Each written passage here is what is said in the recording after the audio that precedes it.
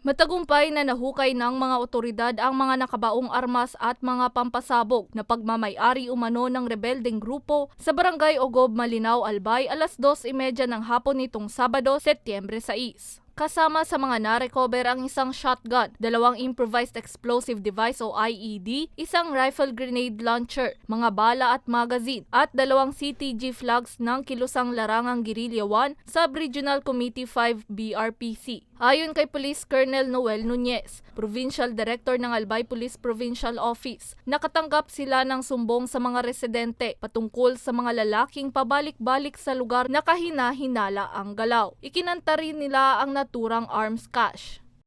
May mga tao doon na allegedly na hindi taga doon, so nagbigay tip yung mga residente doon sa ating mga kapulisan na meron ng issue na gano'n. So yung ating mga kapulisan pumunta doon sa lugar na yon at meron ng hinala na ibinaon doon na mga armas. Dagdag pa niya, wala namang nadakip na miyembro ng CTG, ngunit nagsisilbi umano ang lugar na kuta ng mga rebelde. Actually, yung lugar na yun, kung masasabi natin sa assessment natin is, kumbaga parang safe haven nila yun.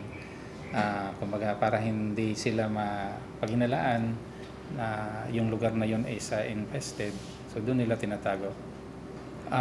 Napaka-importante nito kasi unang-una, yung armas na pakikibaka nila, siyempre kung medyo wala na silang logistical resources, nababawasan din yung capability nila.